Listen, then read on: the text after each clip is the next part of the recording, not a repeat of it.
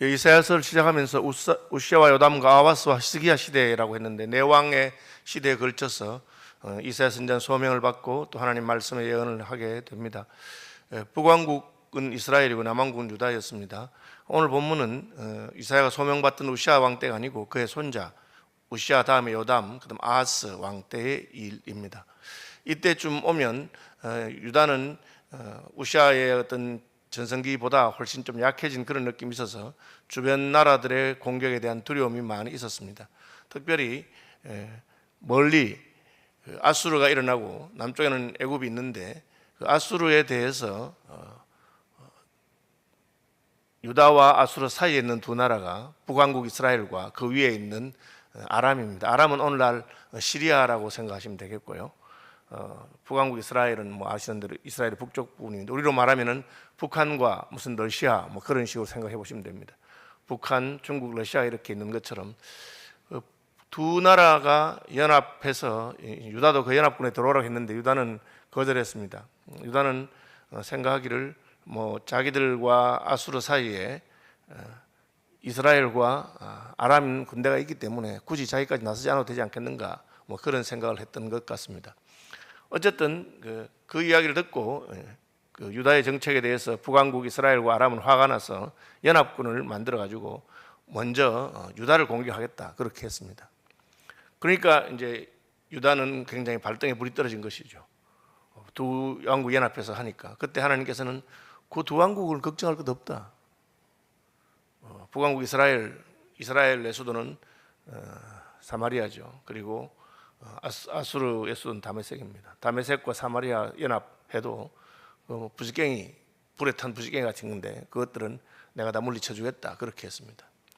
하나님께서는 두려워할 필요 없는 거 두려워하지 말아라 그랬는데 이 아하스 왕과 유다 백성들은 하나님 말을 이렇게 귓등으로 흘려듣고 북왕국 이스라엘과 아람 군대가 연합해서 오는 것에 대해서는 굉장한 두려움을 가지고 있었습니다.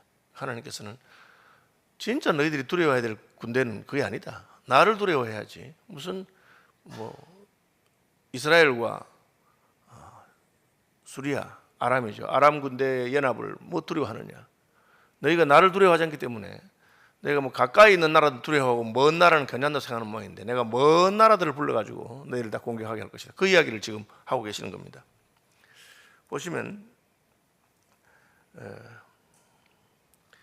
18절부터 오늘 시작됐는데 사실은 17절부터 이어지는 게 맞습니다. 여호와께서 에브라임이 유다를 떠날 때부터 당하여 보지 못한 날을 너와 내 백성과 내 아버지 집에 임하게 하시리니 곧 아수르 왕이 오는 날이라 그렇게 했습니다. 아수르가 온다는 거죠. 그러니까 에브라임은 북왕국이잖아요.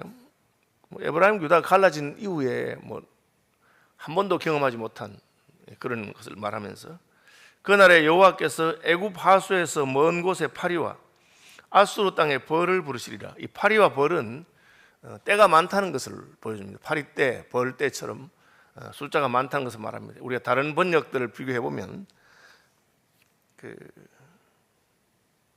현대인의 성경이 이렇게 말했습니다. 그때 여호와께서 멀리서 파리 때와 같은 이집트 군대와 벌 때와 같은 아시리아 군을 부르실 것이라 그렇게 말했습니다. 왜 하나님 말씀 안 듣고 가까이 있는 그 두 나라를 두려워하느냐? 하나님 멀리 있다는 거죠.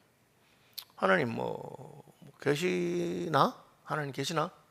잘 보이지도 않고 그렇게 하나님 저 멀리 하늘에 계시고 우리 식으로 말하면 법은 멀고 주먹은 가깝다 하듯이 가까운 나라가 두렵다는 거죠. 우리나라로 말하자면 북한이 두렵고 뭐 중국이 두렵다, 러시아가 두렵다, 가깝다 뭐 그런 생각을 하고 있는 겁니다. 그러면서 하나님은 멀리 계시는데 무슨 우리가 도움이 되거나 우리가 뭐 두려워할 필요가 있겠느냐 그렇게 하니까 하나님께서 너 가까운 그 두 나라들은 겁낼 거 없어.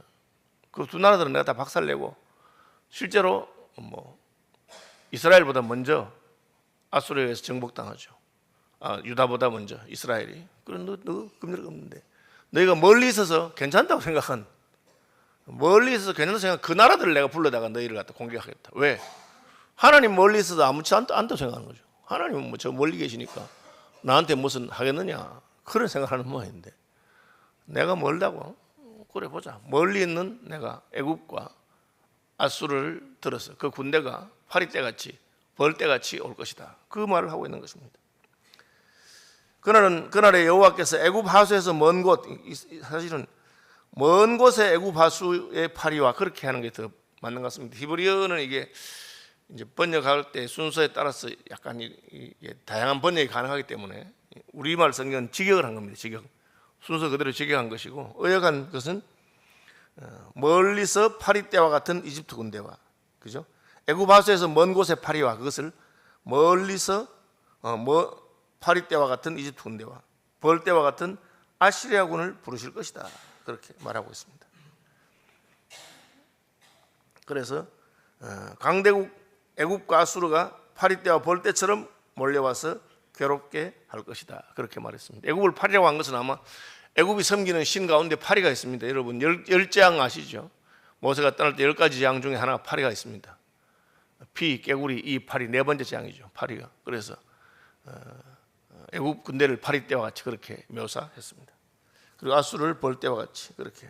이 벌은 정복하는데 여호수아가 가나안 땅을 정복할 때 왕벌을 보낸다 그렇게 했는데 아주 힘세고 쏘고 하는 것을 호넷이라는 건데 영어로는 그런 걸 말한 것처럼 아수르가 아주 강하게 쏘고 하는 그런 것을 상징적으로 표현한 것 같습니다.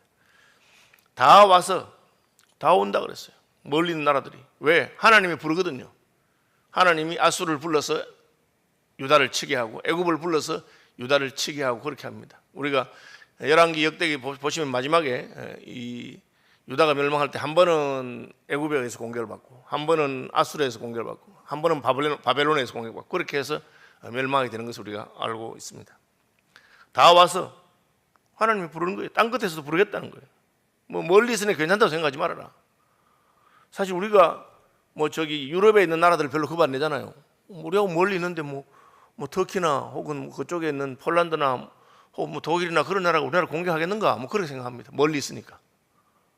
그런데 하나님께서는 뭐 멀리 있다고 안심하고 가까이 있다고 겁내고 내가 겁내라는 걸 겁내고 내가 괜찮다면 괜찮아 해야 되는데 하나님이 아무리 괜찮다고 해도 가까이 있는 북왕국 이스라엘과 아람 군대 연합군은 겁이 나고 하나님이 조심해라 해도 멀리 있는 것은 괜찮고 그렇게 이거는 거리의 문제가 아니고 하나님께서 누구를 들어서 너희를 치시느냐 하는 문제인데 내가 아람과 이스라엘은 겁낼 필요 없다 했는데 그래 겁을 내고 내가 두려워하라고 한 나라들은 두려워하지 않고 하니까 한번 보자 그렇게 하신 것입니다. 다 와서 하나님 부르면 멀리 있는 나라도 오게 됩니다. 하나님 뜻대로 하나님께서 요셉에게 꿈을 꾸게 해가지고 형들이 요셉에게 절하는 꿈을 2번이나 꿨습니다. 형들은 기분이 굉장히 나빠가지고 뭐? 우리가 니한테 왜 절을 하겠나? 뭐 하나님이 꿈을 보여줬다고 말도 안 되는 소리 하지 마라 하고는 요셉을 팔아버렸습니다. 어디 멀리 애굽에 팔아버렸습니다. 네가 애굽에 팔려가서도 우리한테 절 받는 거 보자 그래 한 거예요. 그러니까 하나님께서 그래? 하고는 온 천하의 흉년이 일어나고 애굽에만 곡식이 있으니까 형들이 제발로 애굽까지 걸어가서 곡식을 살려고 자기 동생 요셉에게 절을 합니다. 요셉이 몰랐죠. 하나님께서 봐라 절하네. 내가 멀리 팔면 어떻게 됩니까? 먼 나라까지 찾아가서 절하게 되는 겁니다. 그게 하나님께서 말씀한 겁니다. 아무리 멀어도 하나님이 부르면 오는 겁니다. 아수르가 오고 바벨론이 오고 애굽이 옵니다. 왜? 하나님 불렀으니까. 그러니까 가깝고 먼 게 문제가 아니에요. 하나님께서 누구를 지금 들어서 우리를 공격하시느냐 하나님께서 누구를 무찌르시느냐 하는 게 중요한데 유다는 뭐 그런 생각이 전혀 없고 그냥 자기 눈앞에 보이는 대로 자기 판단에 급급해서 그렇게 하는 겁니다. 그렇죠. 그날에 그죠?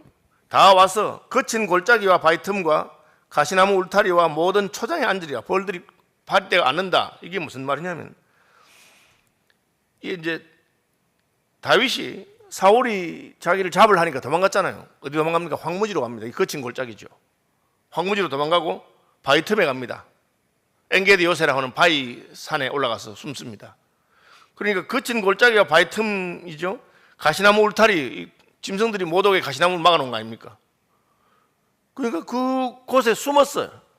숨는 곳이라. 그런데 하나님께서 아수르 군대와 애국 군대가 오면 너희들이 숨을 곳이 없을 정도로 거기 와서 다 온다는 거예요. 거친 골짜기에도 바위 틈에도 가시나무 울타리에도 모든 초장에도 앉을 것이다. 그렇게 말하고 있습니다. 왜 그렇습니까? 너희들이 피할 곳은 하나님. 주는 나의 피난처라. 하나님이 그들의 피난처인데 피난처신 하나님을 버렸으니까 피할 곳이 없어. 거친 골짜기로 가든지 바위산에 가든지 어디 가든지 거기까지 적들이 온 땅에 가득해서 도망갈 곳이 없게 될 것이다. 그렇게 하나님은 항상 이스라엘 백성들이 잘못하거나 할 때 피난처를 만드시고 그 피난처를 통해서 하나님이 우리의 피난처시고 예수님 우리의 피난처가 되시는 것을 보여줬는데 그 믿음을 저버렸으니까 너희들은 피할 곳이 없다는 거예요. 어디 가도 다.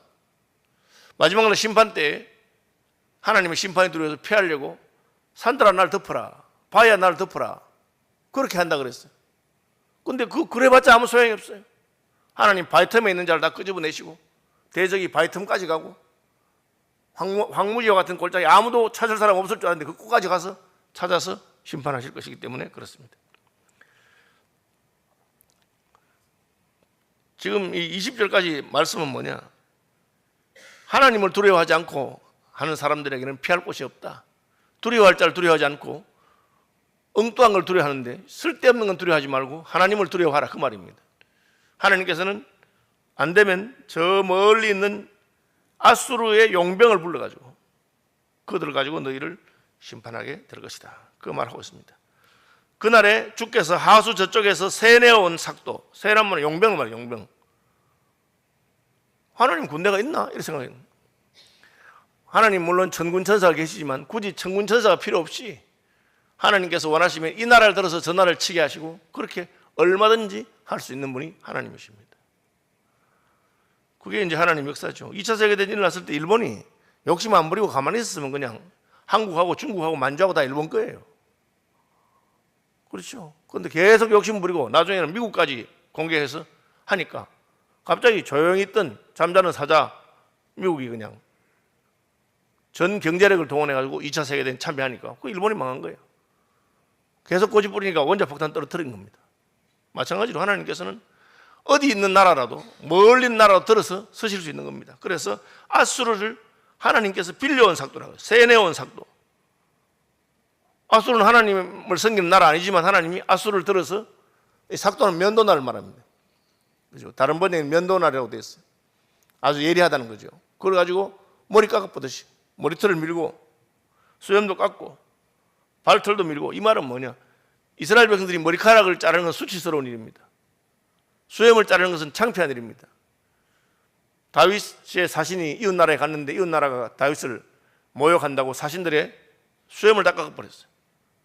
그것은 창피를 준다는 거죠. 내가 창피하게 될 것이다. 그 말씀을 하고 있습니다. 그 다음 21절부터는 하나님께서 대적을 불러서 심판하게 되니까 가나안 땅에 어떤 일이 있느냐. 그날에 사람이 한 어린 암소와 두 양을 기르니, 이건 많은 게 아니에요. 소 한 마리, 양 두 마리니까 그냥 집에서 키우는 정도죠. 그러면 겨우 그냥 자기들 필요한 우유를 짜고 하는 정도밖에 안 되는 건데, 그것들이 내는 젖이 많음으로, 이게 무슨 말입니까? 아니, 암소 한 마리, 어린 암소 한 마리와 양 두 마리인데 젖이 많음으로 엉긴 젖을 먹을 것이라. 그 땅 가운데 남아있는 자는 엉긴 젖과 꿀을 먹으리라. 이게 무슨 말이냐? 하나님이 심판해서 다 잡아가 버렸어요. 남아있는 사람들은 이제 바벨론에 포로로 가지 않은 남아있는 사람 몇 명 안 되는데 겨우 암소 새끼 한 마리, 양 두 마리 있는데, 그런데 이 양 두 마리하고 암소 새끼 한 마리가 젖이 많아. 왜 젖이 많으냐? 풀이 많기 때문에 그래. 풀이 많기 때문에. 농사 짓던 땅이 전부 다 황폐해져가지고 전부 다 풀밭이 된 거예요. 얘들은 그냥 아무데나 막 먹는 거야. 그 얘기 한 겁니다. 바벨론에 포로로 잡혀간, 너 다 잡혀가고 남아있는 사람들은 농사는 못 짓고 그냥 암소 한 마리, 양 두 마리 키우는데 얘들이 온 데가 뜯어먹을 풀이라. 그러니까 젖이 많다. 그래서 엉긴 젖을 먹으래. 버터하고 치즈 같은 거 말하죠. 그날에는 1000그루에 은 1000개의 가치가 있는 포도나무가, 이거는 비싼 포도나무라는 뜻이죠. 은으로 값을 줘야 되니까 한 그루마다 은 하나씩 줬는데 찔레와 가시가 날 것이라. 농사는 끝났다는 거예요. 농사 지을 사람이 없으니까. 하나님께서 적들을 하여금 싹쓸이 해버리니까 그럼 뭐만 남습니까? 풀만 남아있어요. 양떼와 소떼는 좋은 거예요. 전쟁이 망해서 양도 몇 마리 없고 소도 한 마리밖에 없지만 그러나 젖은 많이 나올 거야, 그 말입니다. 그게 좋다는 뜻이 아닙니다. 그래, 너희들 그래 암소 한 마리만 키워도 양 두 마리만 키워도 젖은 실컷 먹을 거다. 왜? 온 땅이 풀밭이 돼버렸으니까. 온 땅에 찔레와 가시가 있으므로 화살과 활을 가지고 그리로 올 것이. 이 말은 더 이상 농사는 못 짓고 사냥해야 된다. 사냥. 짐승들이 많으니까. 여러분, 서울에 무슨 호랑이가 있습니까? 여우가 있습니까? 늑대, 짐승들이 다 도망갔잖아요. 얼마 전에 여기 아차산에 산양 한 마리 있다고 막 뉴스에 날뜬금 난리가 나잖아요. 짐승이 없어. 사람이 많이 사니까. 근데 서울에 사람이 싹 없어 보세요. 조금 지나면 짐승들 투성해야 될 겁니다. 그래서 농토는 이미 황폐해가지고 농사는 못 짓고 그냥 화살 들고 다니면서 짐승 잡아먹고 그렇게 하게 될 거다. 그 말입니다.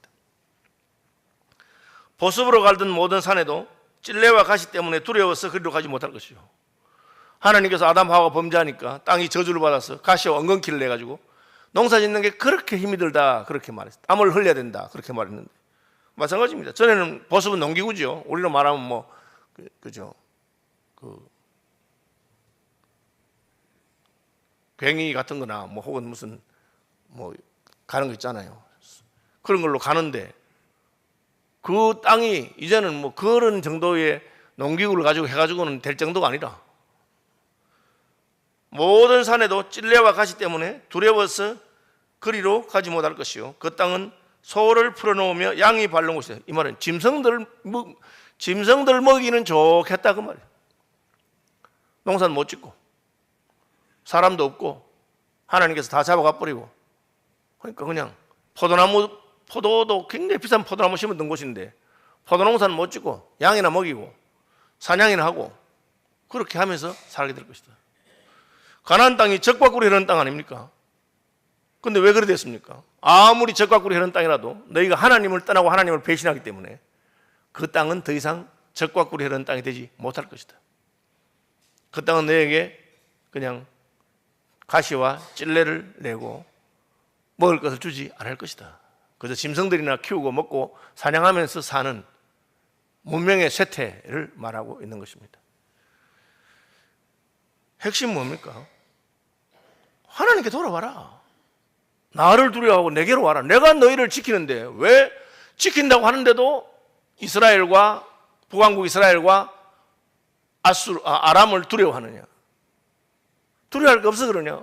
저 멀리 애굽이나 아수르나 다 두려운 존재들이고 내가 말만 하면 그들이 와서 너희 다 공개할 건데 나를 두려워하지 않고 엉뚱한 것을 두려워하니까 하나님께서 너희가 상상도 못한 나라들을 불러서 너희를 공개할 것이고 적과 꿀이 흐르는 땅은 더 이상 적과 꿀이 흐르지 않고 짐승이 살고 있는 땅을 만들 것이다. 그렇게 말하고 있습니다. 우리는 이제 역사가 많이 지나서 보니까 쟤들이 왜 저러나 바보 아니가 저거 하나님한테 바짝 매달리면 될 건데 왜 이럴까? 우리는 그렇게 보인단 말이에요. 근데 그 시대 안에 살고 있으면 그게 안 되는 거예요, 인생이. 우리도 마찬가지입니다. 우리가 하늘에 있는 천군 천사들이나 우리 믿음의 선배들이 볼 때 쟤들 왜 저러나 저 하나님이 복을 줘가지고 대한민국 이만큼 왔는데 계속 하나님만 꼭 붙들고 하나님한테 매달릴 건데 그냥 북한 핵무기를 두려워하고 무슨 러시아 뭘 두려워하고 그런 거 두려워하지 말고 나를 두려워하라. 여호와를 두려워하는데 여호와는 안 두려워하니까 진짜 얼토당토하는 엉뚱한 곳에서 하나님의 용병이 와서 너희를 공격하고 이렇게 잘 살게 됐는데 다시 짐승들이 사는 곳으로 만들어줄까? 하나님 그렇게 말씀하는 것입니다. 말씀 묵상하시면서 기도하는 아침 되길 바랍니다. 하늘에 계신 우리 아버지, 아버지의 이름을 거룩하게 하시며 아버지의 나라가 오게 하시며 아버지의 뜻이 하늘에서와 같이 땅에서도 이루어지게 하소서. 오늘 우리에게 일용할 양식을 주시고 우리가 우리에게 잘못한 사람을 용서하여 준 것 같이 우리 죄를 용서하여 주시고 우리를 시험에 빠지지 않게 하시고 악에서 구하소서. 나라와 권능과 영광이 영원히 아버지의 것입니다. 아멘.